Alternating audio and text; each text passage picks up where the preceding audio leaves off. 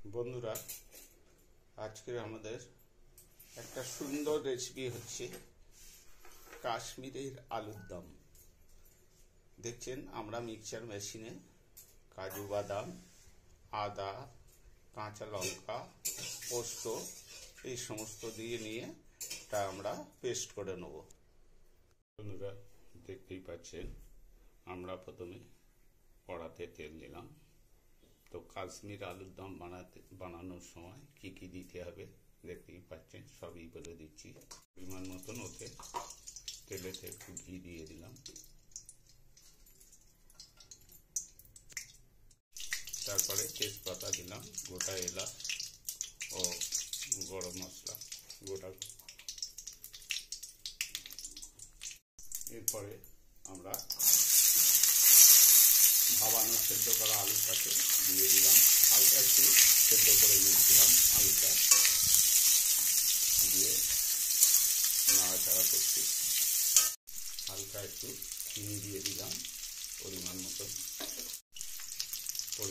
হলুদ গুঁড়ো, পরিমাণ মতন নুন, পরিমাণ মতন কাশ্মীরি লঙ্কার গুঁড়ো দিয়ে একটু হালকা করে নেড়ে চেড়ে নিচ্ছি। দেখতেই পাচ্ছেন দর্শক বন্ধুরা, কত সিম্পলে একটা সুন্দর রেসিপি কাশ্মীরের আলুর দম।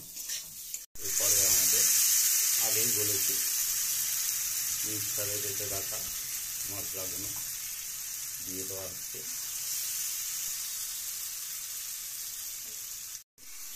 ওপর দিয়ে পরিমাণ মতন একটু টক দই দিয়ে দিলাম। দেখতেই পাচ্ছেন দর্শক বন্ধুরা, কত সুন্দর একটা কালার চলে এসছে।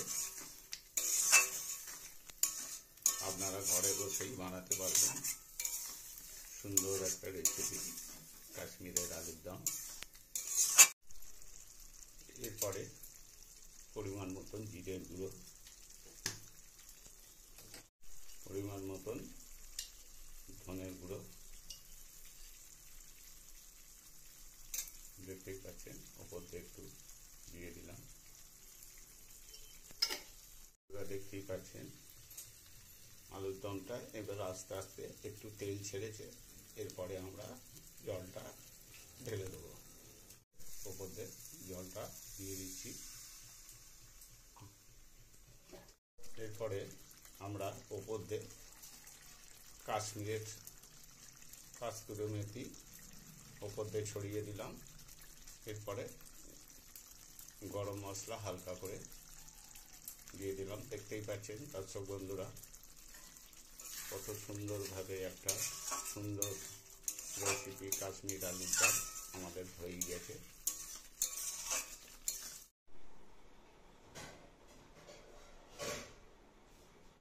বন্ধুরা, কাশ্মীরের আলুর দম তো হলোই, তো ওর সাথে গরম গরম একটু লুচি আমরা তৈরি করছি। দেখতেই পাচ্ছেন ওর সাথে লুচি না হলে ঠিক মজাটাই থাকবে না, ওই জন্যই আমরা গরম গরম একটু লুচি বানাচ্ছি।